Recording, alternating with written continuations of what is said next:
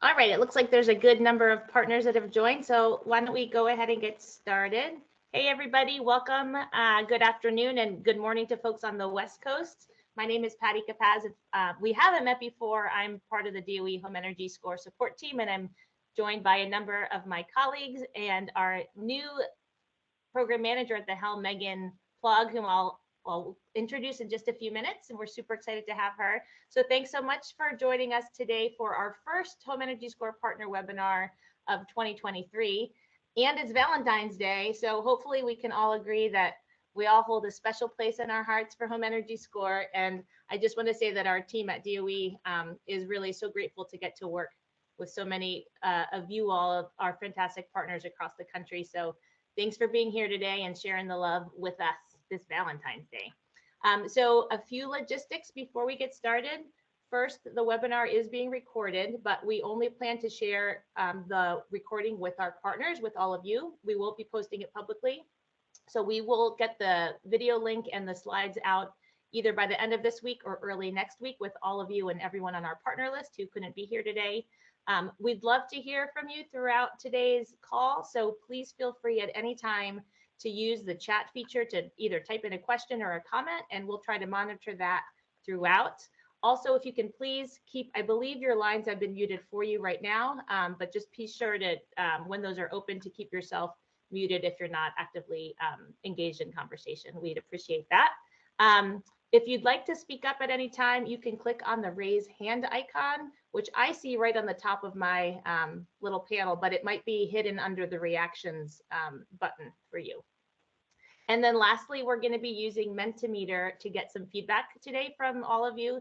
So if you want to go ahead and pull up menti.com, menti.com, so you have it ready to go, you can do that, but we'll make sure to cue you when it's time to pull that up, so no worries. Okay, so why don't we jump in and see what's on our agenda for today. We're going to do a roll call in just a minute to see who's with us.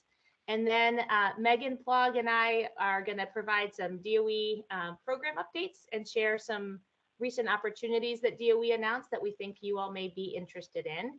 We'll then hear from Torsten Glidden and Eric Lundquist, our technical gurus, to share some technical updates on the scoring tool, also info on a new platform for accessing program and assessor documents, and a new functionality where you can now change the score type on an existing score. So we look forward to hearing from them on that.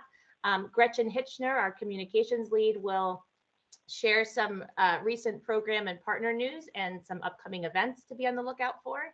And then we're going to wrap it up today with our featured guest speaker, Chrissi Antonopoulos from PNNL, who will be sharing, the Pacific Northwest National Lab, who will be sharing some findings of a consumer behavior study that she and her colleagues recently completed on some of the drivers behind homeowners taking action on decarbonizing their homes. So really exciting stuff, and we're excited to hear from her. So why don't we go to the next slide and we will dive into this roll call. Okay, so here's the deal. We have a packed agenda. And we really want to know who's on the line. And really, these calls, I know we do a lot of the talking, but really these calls are for you all, and we want you guys to get to know each other as best as possible. This, it's an opportunity to share with your peers. So, but we have a lot of folks on the line in a packed agenda. So we're going to do really fast, like 5 seconds, your name and organization. I welcome you to come on camera if you'd like to just say hello. If it's not clear, based on your organization name, like where you are, like if you want to name the city or state, that's great. That's awesome. So I'm going to call on you. And if Emily can open up the lines, again, feel free to come on camera if you'd like to say hello. Maybe we can take down the slide so we can see people a little better just for this part. Emily or Gretchen, that would be great. So I'm going to start. The very first one is a phone number that starts with a 3 and ends in 78. So that might not be very helpful, but if you start with a 3 and end in 78, we'd love to see you or hear your voice to introduce yourself. All right, I'm just going to keep going. Oh, there's somebody. Javier Paula in Energize Delaware program. Awesome. Welcome. Thank you. Amy McLean Sals. Sorry if I didn't say your name right. That's fine. Amy McLean Sauls, yes. I'm with Avangrid UI. I'm Resi Manager of CLM program. Thanks. Wonderful.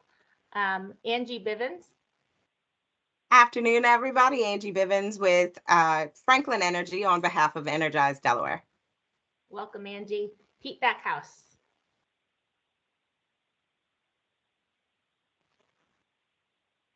I know that Pete is with the city of Gainesville, so Pete, feel free to jump in. Oh, it says he's leaving. Don't leave us, Pete. Brian Kelly. Yes, I'm Brian Kelly, an energy advisor with Franklin Energy out of Dover, Delaware. Great, welcome, Brian. Corey Bressler. Hi, y'all. Corey Bressler here with Pearl Certification. Welcome, Corey.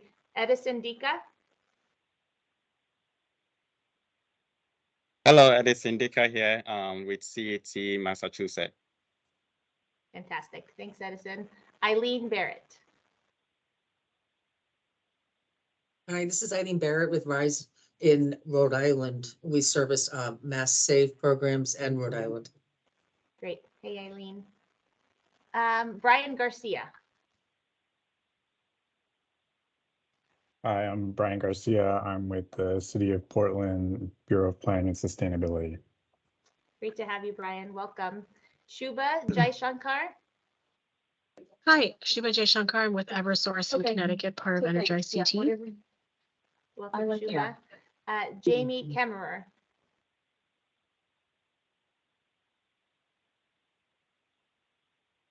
Jamie, are you there? Jamie Kemmerer? All right, I'm going to move on to Jason Elton.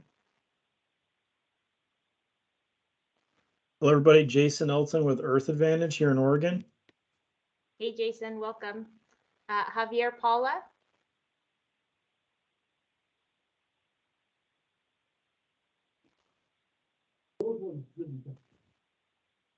Is that you, Javier was our first one. Yeah, she's on the phone. phone That was also. you. I'm sorry. I apologize. You're on there twice. John Karchek. I think I already learned how to pronounce your last name. You did, yeah. Very few in this world know how to do it. My whole family's in the auto industry, but me.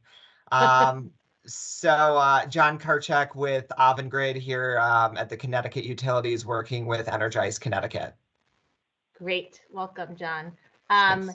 Jay Zuzi Russell, and I should know your first name, and I apologize. Hi, everyone. Sorry, Jackie Susie Russell. I'm with Earth Advantage. Great, welcome, Jackie. Kenyatta Walker. Hi, Kenyatta Walker with Walker Miller Energy Services here in Detroit, Michigan. Welcome. Kyle Perkins.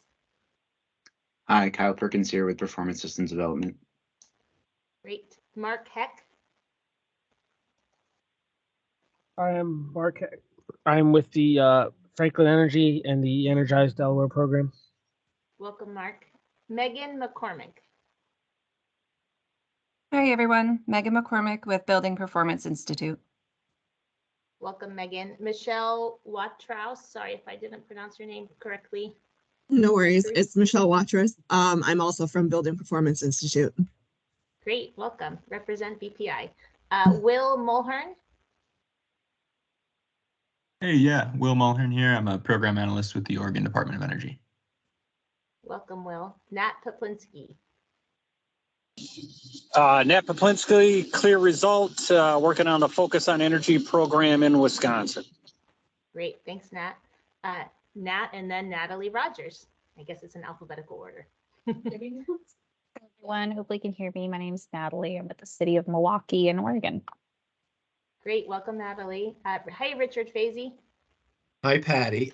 Richard Fazy, Energy Futures Group, located in Vermont. Great.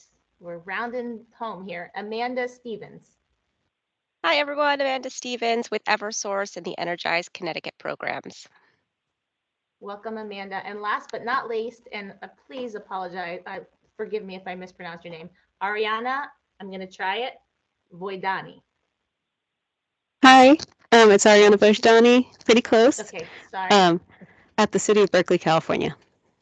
Oh, great. Nice to meet you, Ariana. All right, excellent. Thank you all very much. If I missed anyone, feel free to type in the chat, introduce yourself and your organization so we know who's on the line. Feel free to chat with each other, but don't get too distracted, hopefully. But we'd love for you guys to make connections with your peers because that's one of the things that makes this whole program run, us learning from each other.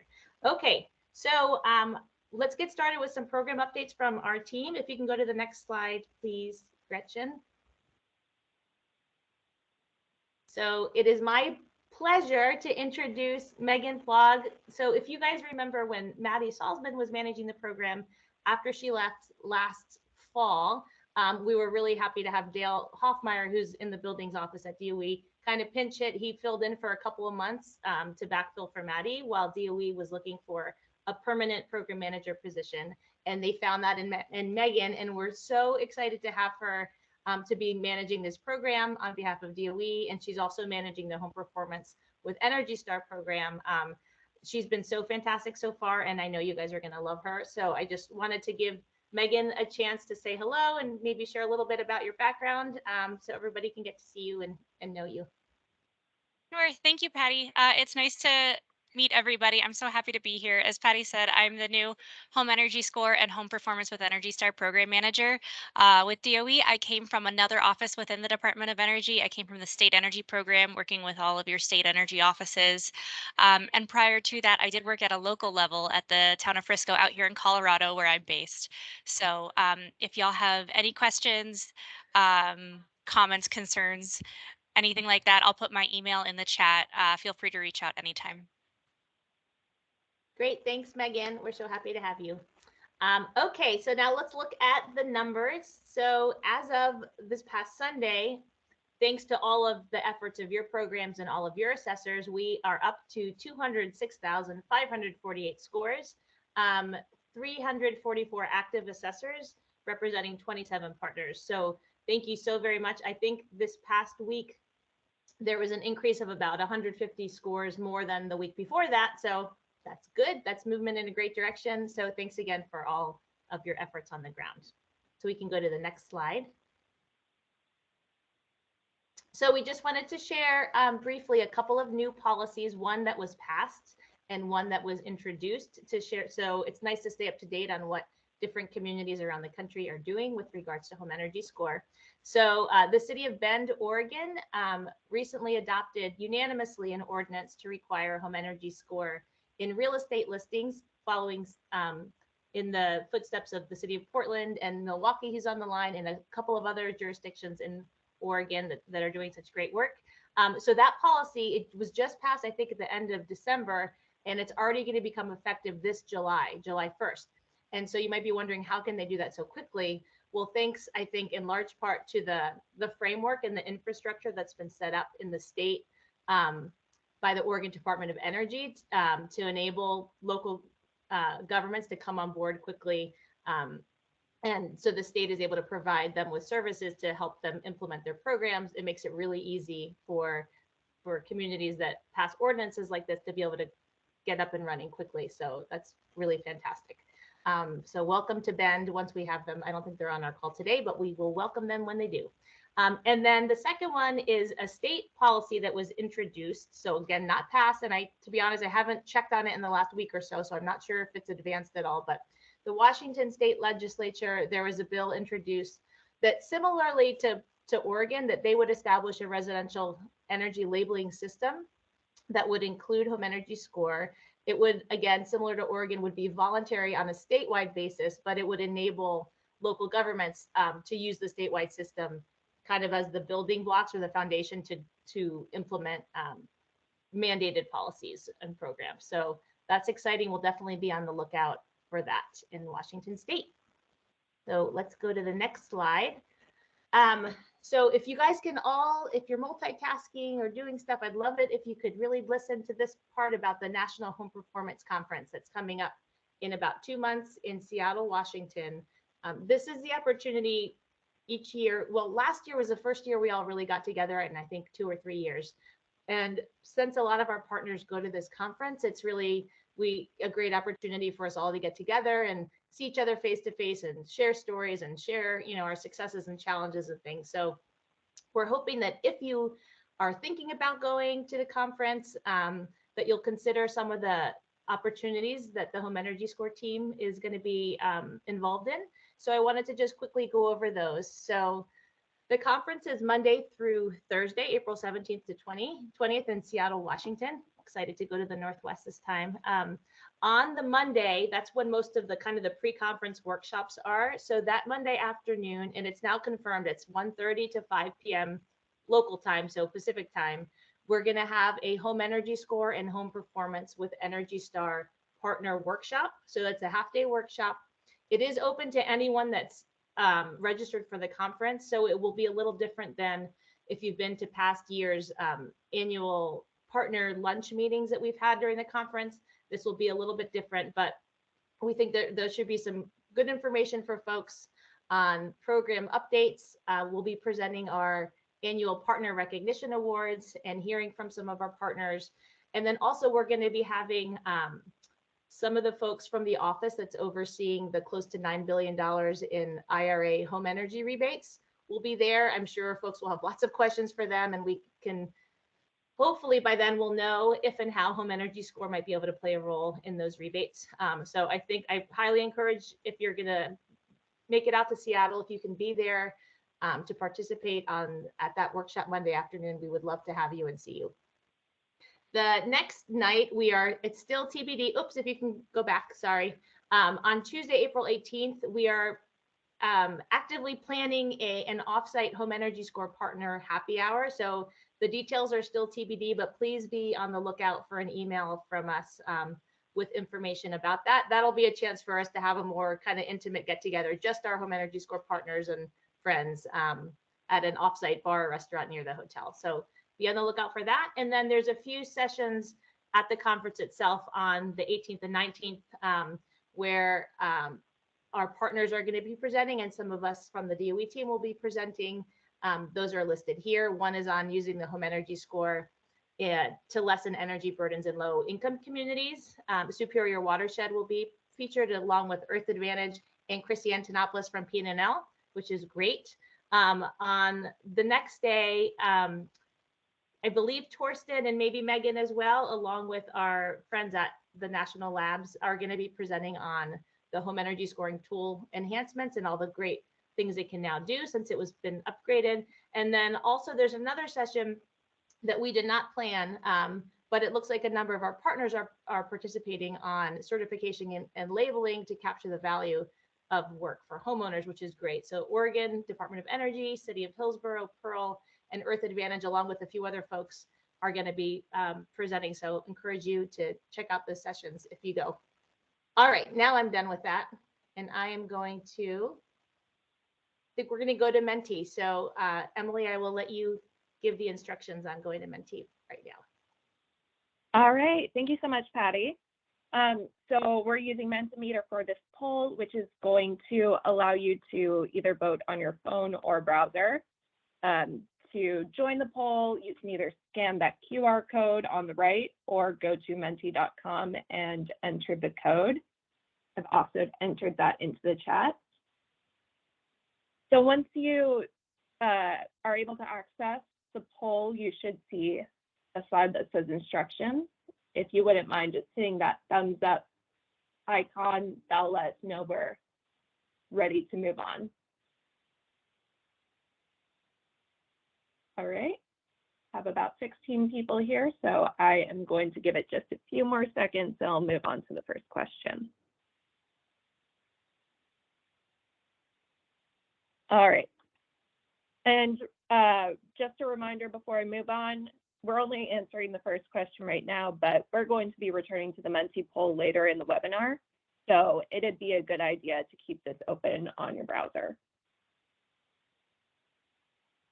All right, moving on. Gretchen, if you can move to the next slide. Okay, I will go ahead and share my screen here. So our first question is, will you be able to attend the National Home Performance Conference this April in Seattle? Yes, I can be here. I can be there Monday, April 17th for the partner workshop. Yes, but you won't be there Monday, April 17th for the partner workshop. Yes, but you're unsure if you'll be there for the partner workshop. No or maybe.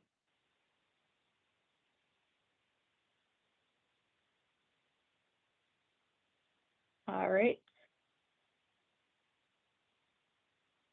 So we've already got some answers in. Thank you, people, for giving your responses. It seems like a lot of people are still on the fence, answering maybe. But yeah, we have 5 people who will be there for the partner workshop, so that's great. We're hoping all of you can attend.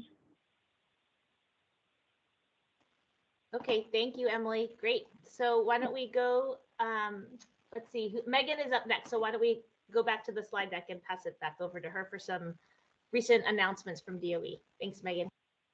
Thank you. So as Patty mentioned, there are some home energy rebate programs that are coming through the Department of Energy. Currently, there's a request for information out that closes on March 3rd, and I would highly encourage any of y'all who are interested to submit some responses to that RFI. So the RFI has 60 questions that are on equitable program design tools, metrics, and sustainability. You don't have to answer all of them. You can answer as many as you'd like. But I think that that would be a really great way to start learning about things. I know that somebody asked in the chat about the rebate programs, and this is where it all starts. So if you guys want to go ahead and respond to that, so we have more informed program design, I think that would be great. Another thing that just got recently announced on January 18th was the Building Upgrades Prize, or Buildings Up. And that has essentially $22 million for teams to submit applications and program designs for innovative ways to rapidly decarbonize our building stock. So if you have any questions about that, feel free to reach out to me. That is also one of the things that I'm working on with the Building Technologies Office. Our phase 1 concept prize submissions are due July 18th. However, we are also accepting applications for application support. You'd receive 10 hours of technical assistance and $5,000 from the Department of Energy to help with that phase 1 concept. And that is typically for historically disadvantaged communities. So just keep that in mind. Then we have Clean Energy Communities. It's $50 million to support communities for integrated technical support. I personally don't know as much about this effort, but I think that it would be a really good match for some of you as partners. And then the Energy Auditor Training Grant Program, which the RFI for that closed last month, but that is a competitive grant program that's open to state energy offices, obviously to train new energy auditors or upscale current energy auditors. And it looks like the home energy score assessor is eligible for those programs. So also keep that in mind. That's another big workforce scaling program that DOE's got coming down the pike. Next slide, please, Gretchen. Okay, and then back to the rebate programs. Like I said, almost $9 billion. It's a lot of money. So in order to really inform program design, the Office of State and Community Energy Programs is having listening sessions. This slide deck will be sent out so you can use all of these links, but please go ahead and register for that if y'all are interested in sharing your opinions. But like it says, attendance is capped at 100 attendees each. So I would register sooner rather than later. Next slide, please. And then here is a little bit more information on the Buildings Upgrade Prize. You can just go to herox.com/buildingsup. And if you want to click the follow button, you'll receive all of the updates that you would ever need about Buildings Up. But again, I think that this is a really good way for you as home energy score partners to maybe partner with some other community-based organizations and submit a concept. Then yeah, that's all that I have. Or just kidding. We're still working on revolving loan fund updates. Sorry. So a part of Bill and Ira was this $250 million in formula grants for residential and commercial energy audits. That's going all directly to your state energy offices. And it's up to them to decide whether they want to include residential buildings, but I get the sense that there are at least a handful of states that will. And their applications for those funds are due in April of this year. And within 180 days of them receiving funds, they have to have that revolving loan program up and running. And those loans go for energy efficiency upgrades. So, you know, if you get a home energy score and you have that list of upgrades, that would be eligible for the revolving loan fund. And like I said, we will share these slides so you can go to the FAQs that are linked on this slide. And then I think we're back to Menti, so I will pass it back over to Patty. Hey, thanks, Megan. I think, Emily, why don't we skip these Menti polls for now? It sounds like folks can still answer them on their own, and we'll have access hopefully to those results. But just to make sure we have time to get through everything, maybe we can come back to this at the end if we have time. But why don't we go right into our technical updates? And I think Torsten Glidden is going to kick us off there. Yeah, thanks, Patty. Not much has changed since December. The one addition, well, a couple of additions here. We did do a scalable servers update that was tested in late January and it went live first. Well, I guess it's technically the second week of February. It allows varied and scalable server bandwidth for home energy score calculations, data exports, label generation, all that sort of thing. It's not something you may have noticed. That was the whole point. But it does allow us to sort of save on the expense of having bandwidth at times when the score is not regularly being used, but it allows quick ramp up and scalable performance when demand kicks in at any time. So this has been something we've been working to do for a long time and should yield some good results down the road. Hopefully it will rarely be noticed, but allow for smooth interaction with the home energy score for all of you. The assessors with multiple partner accounts, this is something we've been testing for a couple of weeks now. Testing should wrap up this week in SAN beta. Targeting release for the end of the month. This allows assessors to more easily switch between partners that they are participating under. For those assessors that have multiple accounts, multiple assessor IDs. And it doesn't affect a lot of you out there, but there's some assessors that are participating under multiple partners, oftentimes that have partnerships that are close by to each other. In certain markets, there are sort of these close border interactions, and it helps everyone sort of administer that kind of work and keep it under the right partner. Home energy score system architecture update. This is non-breaking, mostly under the hood. This is what is being worked on during Q1. Part of it's done already. It should improve the underlying database workflow, efficiency, and user experience, hopefully reducing calculation times overall. You probably won't notice any of this going on. If you do notice anything that is different than it was, that is impacting you negatively, as always, feel free to reach out, let us know. But this will actually just help facilitate the next thing, which is our next set of breaking changes, which is coming in spring of 2023, probably later spring 2023 of this year, which is a big change. Support for manufactured housing, so mobile homes, single and double wides. Support for multifamily housing, primarily this is for low-rise residential, typically 10,000 square feet or less, but it should be able to accommodate more than that. It's not like a hard barrier necessarily, but that is, and as well as electrification recommendations as a focus option for partners, so they can self-select to focus their recommendations on electrification. But that'll all be coming in the spring, probably sometime around June. we'll be messaging out as that gets closer and engaging folks to help test that when it gets close as well. Let's see, a couple things that Eric will elaborate on a little bit, but the score type change feature for partner administrators is currently live in production. Partners can now avoid duplicates. This is kind of the most common use case that this was established for.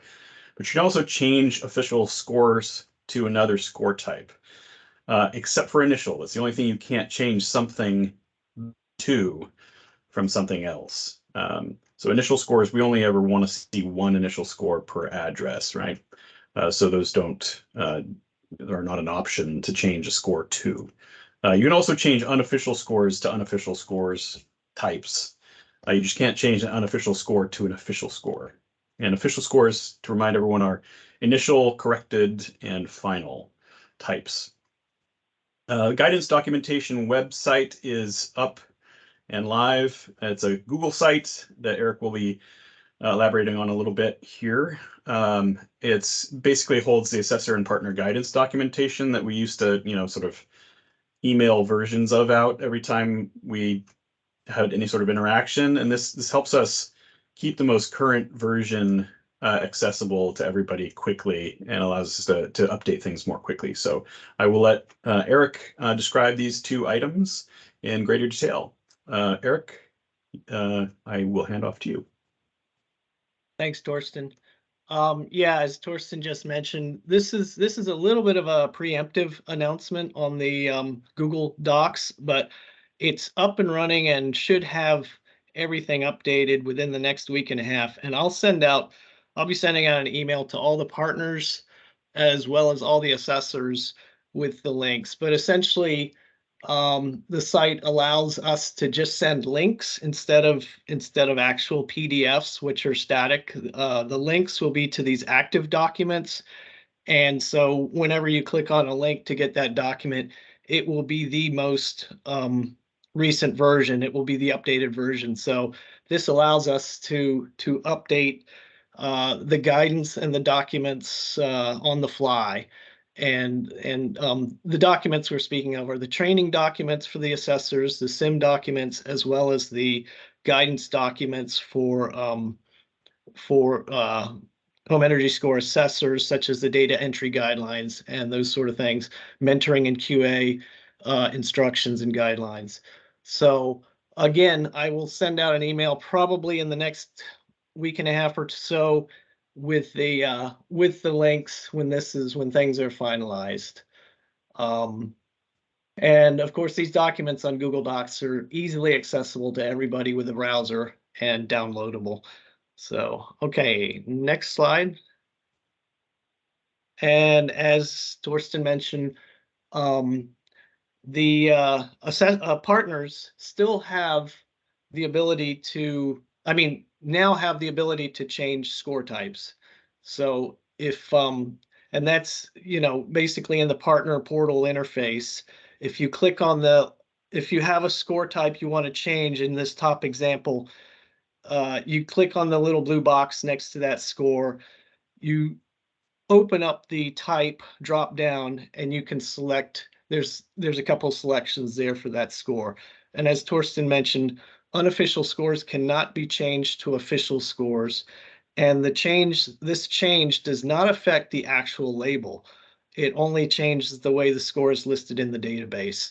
Once the label is created on a score, it cannot be changed in any way. So this is mainly for the database so that we don't have duplicates stacking up in the database that we've seen some of in the past. It's actually, that problem has almost disappeared now, but anytime you have an assessor that reports they entered an incorrect address on a score, that score needs to be voided.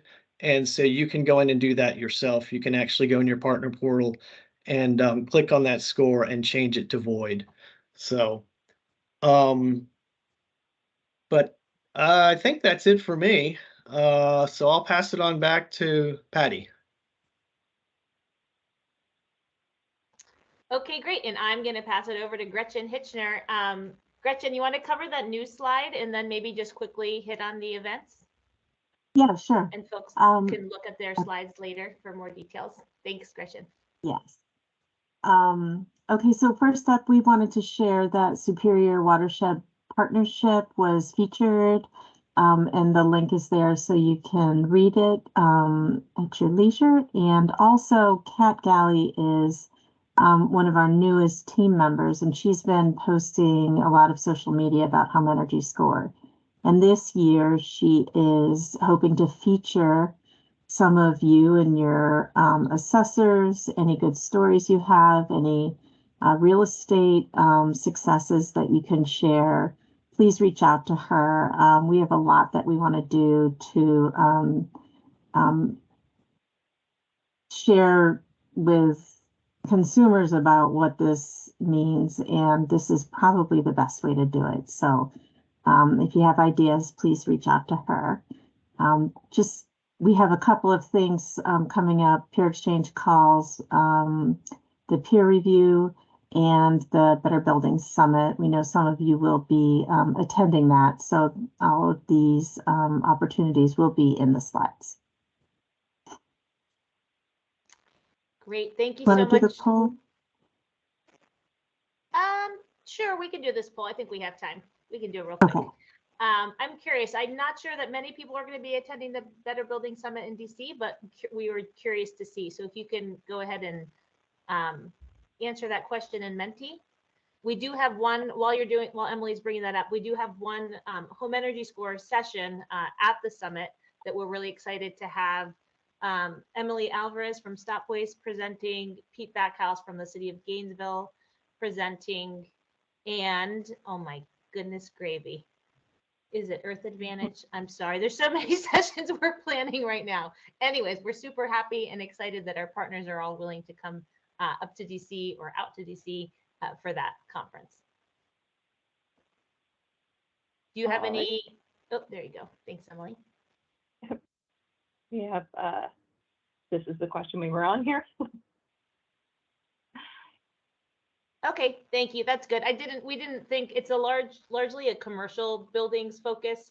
There is a large multifamily sector in Better Buildings, so I wasn't sure if some of you might also work on that on the multifamily side that may attend. So we figured it wouldn't be super high, but glad to see a couple of maybes. So thanks for playing with us here.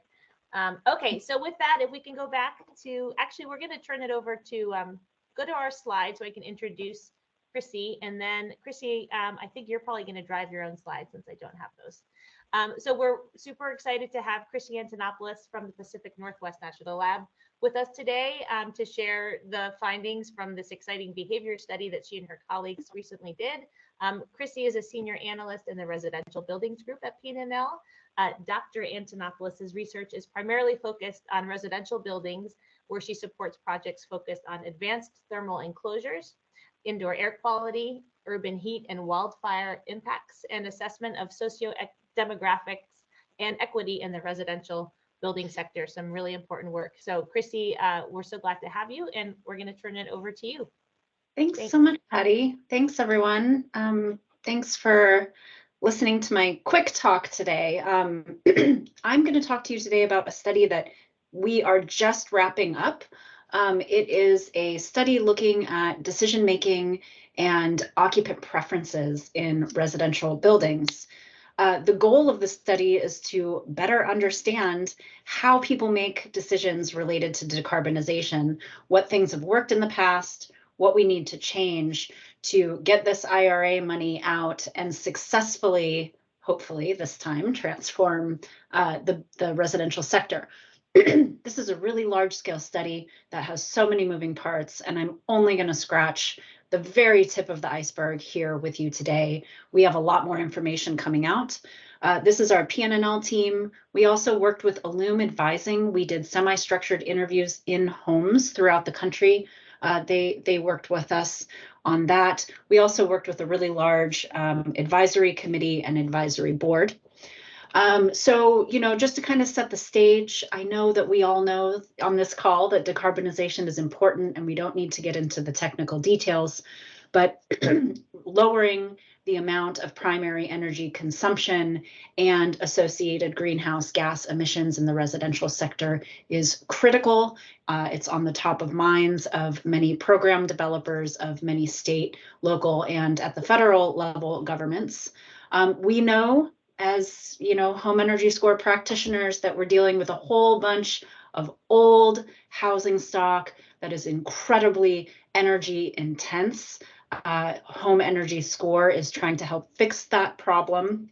And this is an issue that we're tackling in this study as well, because we have so much money coming down the pike on a federal level that's going to get funneled to the states to help address this issue in buildings. Homes, single-family homes, small-scale multifamily are a big focus of IRA in the form of energy rebates, tax credits, point-of-sale rebates.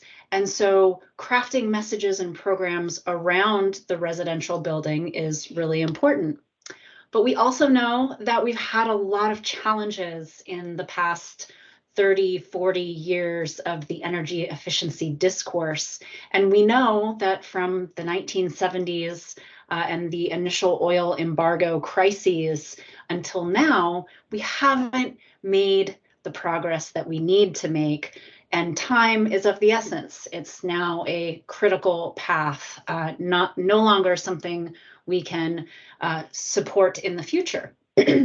Household behavior is at the very middle of this complex puzzle. Decision making is a very complex idea to understand, and applying a simple cost benefit, rational economic model to households does not work. We have 40 years of understanding that people don't think rationally in their homes. Some things are about money. A lot of things are about a lot of other things that don't have to do with cost. So we kind of have these approaches that we've taken to bettering the energy performance in our homes. The kind of polluter pays, the stick approach. You want to pollute, you're going to pay to do it. The carrot approach, we're going to reward you if you do something good and lower the energy consumption of your home. And the sermon approach, which happens to be pretty effective for residents. The education, the I want to be like my neighbors, or I'm influenced by neighbors type approach to regulation. So with this, DOE decided that it was about time to support a really large scale study on behavior. So we asked two primary research questions. What are the motivations and key decision points for energy related upgrades? And how do different residential stakeholders decide to buy and use the key technologies that we're trying to support here? So like I said, this is the tip of the iceberg. Today, this is a very large scale study, starting with manufacturer outreach and data collection, very broad scale literature review. The study sat underneath the IRB, the Institutional Review Board for Human Subjects Research. We conducted interviews in 125 households in 4 states. These were 60-minute interviews. We used the information that we got from those interviews to develop the largest scale survey that has ever been conducted in the United States, reaching 10,000 households throughout the country. We finished that piece, and now we're in this research dissemination phase where we're analyzing all of our data and coming up with our primary findings. So I'm going to talk to you about survey data today, and only survey data. So we launched the survey back in August, and it was available in English and Spanish. We received 10,000 responses, full responses. So we hit about 75,000 homes. We matched our response rate to the US Census. So we tracked for populations throughout the country, race and ethnicity. This is a single family focused study. So we wanted people to be living in single family or really small scale multifamily, like duplexes, triplexes, townhomes. We also wanted both renters and homeowners. So we sought 70% homeowners and 30% renters. And we used a platform called Qualtrics to execute the survey instrument. So let's dive into what we found. We did a lot of data cleaning on the back end, so we were able to keep the survey out until we reached our 10,000 respondents. We then went through and did some data cleaning and had to kick out some of the responses. We, found some people that were giving really derogatory terms and things like that, kind of nonsensical reactions. So we kicked those out. 80% of the respondents lived in single family homes. 20% live in these smaller scale multifamily homes that I was telling you about. 71% homeowners, 29% renters. That was our kind of final split of the data. The average age was between 46 and 55. The average income, the household income, was between 60 and 75K a year. We have not normalized this by metro area, but we will. So we can compare, San Francisco, California with, Missoula, Montana, for example. Here you can see kind of a density map throughout the United States. We got respondents in every single state and a even mix between Northeast, Southeast, Northwest, Southwest. Generally, we saw that homeowners are living in larger homes than renters, which was not a surprise. Here I'm showing you a breakdown of heating fuel oil and water heating fuel. We gathered a whole slew of interesting information about the home composition, like whether or not you have insulation, how many bedrooms you have, how much you spend a month in mortgage, how much you spend in your utilities and energy bills, if you have problems paying your energy bills, so on and so forth. So we do have a whole deep dive into the demographics, which I'm not going to talk about today, but I can share some more information. So one of the things we wanted to ask first is, what is your ideal environment? What do you care about the most when it comes to making decisions to make a change? And the most important for both homeowners and renters was having a place to relax, a comfortable place, and a home and yard that's easy to care for. Kitchens are extremely important to homeowners and renters. So big takeaway, right, for programs, start in the kitchen. People care a lot about the kitchen. Homeowners especially also highly value the look of their home. So talking about things that you can do to both increase energy efficiency while you might be making an aesthetic improvement. And especially for renters, safety and access to outdoor space is extremely important, and a difference between the two cohorts. So we then asked, well, what have you changed? What changes have you made? And we started with these high-level categories, which I'm showing you here. And then we took a deep dive into really specific technologies. So interesting patterns. People make changes to interactive, visible spaces before others.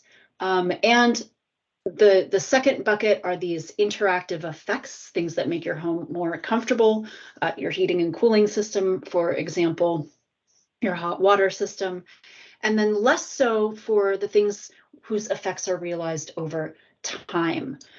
Homeowners are more likely to make changes than renters. I think we all know about split incentives and the issues there as well. So when changes are made, we asked, well, when you did decide to make this change, why did you do it? And of course, people make changes when things break. That's absolutely important. But what we found was comfort and safety for your community, for your pets, for your children is the biggest motivator to make a change. So touching the touch point with home occupants around enhancing comfort and safety is a really important message. Repairing or replacing something broken was second for both cohorts. And again, we're improving appearance and reducing our energy burdens or our electric bills is important as well. But the messages that resonate less are the reducing environmental impacts. So it's not the highest motivator. There are motivators above reducing environmental impacts that probably resonate with people a lot more than that messaging. So HVAC, what I'm just showing you a whole bunch of data here. We wanted to know very specifically what kind of HVAC systems people are changing here. Fewer changes than in some of the more visible technologies. 38% of homeowners and 23% of renters have made changes to HVAC. When people are making decisions about heating and cooling and kind of these comfort-based technologies, energy efficiency is really important. So that's the place to talk about efficiency. Well, okay, you are going to change your heating and cooling system. Now let's have the heat pump conversation at that level. Renters are depending much more on portable heating and cooling, which are more inefficient. Central air conditioning is the biggest thing that people are adding or changing in their home. A lot of this is being driven by warming climate, especially in the cooler, northern, more temperate areas around the United States. And we found that 8% of our sample had installed heat pumps, which is a little bit more than what REX data is saying.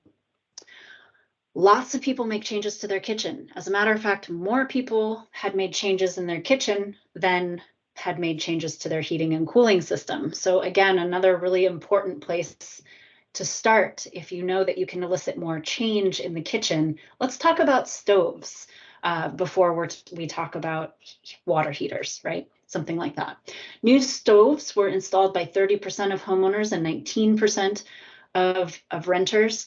And interestingly, when folks are making decisions about these technologies, particularly these visible end-use technologies, people overwhelmingly say that they get information from big box stores. So if I need a new stove, if I need a new microwave, if I need a new refrigerator, I go to a big box store to see what my options are and to help inform my decision making about which one I'm going to choose.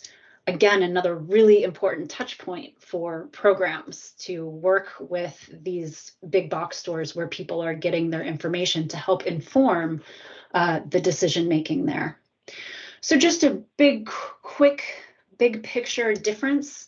You know, renters rely a lot more on space conditioning that's portable and inefficient.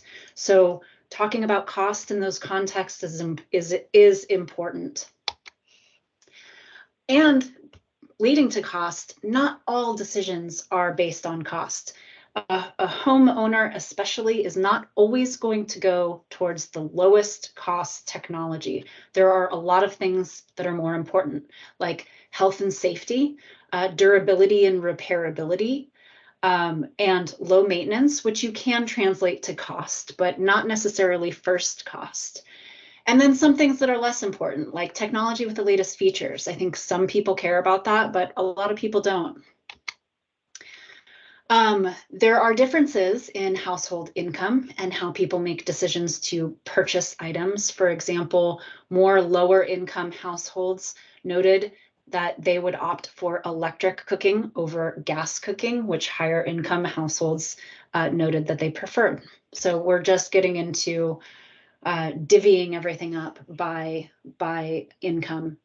Contractors play a really important point and are, you know, really closely tied with your group.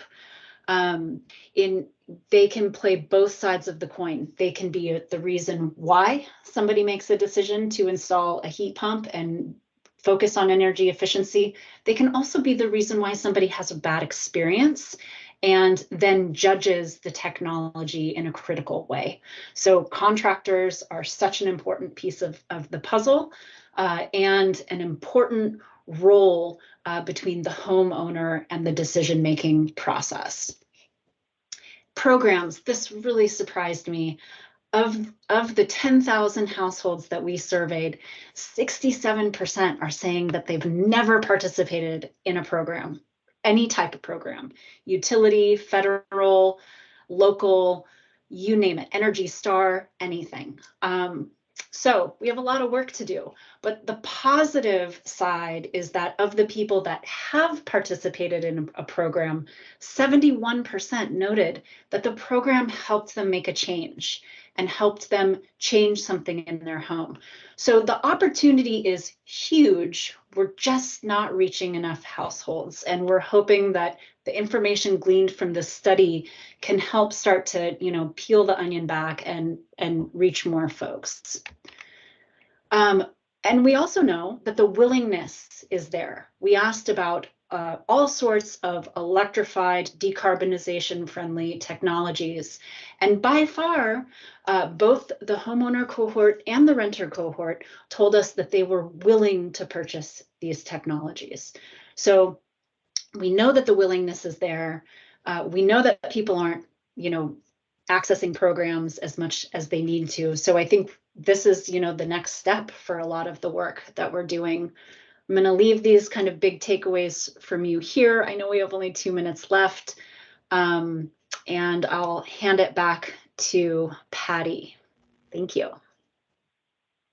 Chrissi, I find this so fascinating. Like, what a massive undertaking, and thank you so much for distilling it down for us. Yeah, all of the takeaways and what you found in the study. It's really fascinating to me. There's one question in the chat from I'm going to read it to you. Did you find out what barriers are contributing to participation in programs? We did ask that follow-up question. We are still analyzing it, but I think it's multifaceted and it's regional. So I can go into that more, but I think a lot of our regional analysis is going to shed a lot more light into what big barriers are there. Okay, great. And Chrissi, if folks have follow-on questions or comments for you, is it okay if we put them in touch with your contact info? Yep, there's my email right there. Okay, perfect. Feel free to reach out. We will be at HPC and we'll get into more of this, and we do have reports coming out and webinars that take a little bit of a deeper dive than we took today. Wonderful. And are we able to share your slides with folks, or is this still kind of top secret? Okay. No, I'll send them to you and you can share. Perfect. So we will send those out. Chrissi, thank you so much for your time. We really, really appreciate it. No problem. Thank you. It's really, really cool and important and fascinating findings. Okay, guys, so it's the top of the hour. So we want to just say thanks to Chrissi. Thanks to all of you for being here today. We hope that some of the information was useful to you. We always welcome input on different ways to run these partner webinars. We can do some more kind of conversational style, maybe around a certain topic if you guys want to discuss, like on challenges that you've encountered or different approaches to tackling a barrier, things like that. We're happy to, we always welcome that feedback. You can always send an email to homeenergyscore@ee.doe.gov or to any one of us. Here is our team up here, and we really do hope to see as many of you that's able to go to Seattle in April. We would love to see you at the Home Performance Conference. And if we won't see you there or at the Better Building Summit in DC, we will look for you at our next partner webinar in June. So thanks so much, guys. Happy Valentine's Day and have a great rest of the week. Bye-bye. Thanks, everyone. Thanks, everyone. Take care.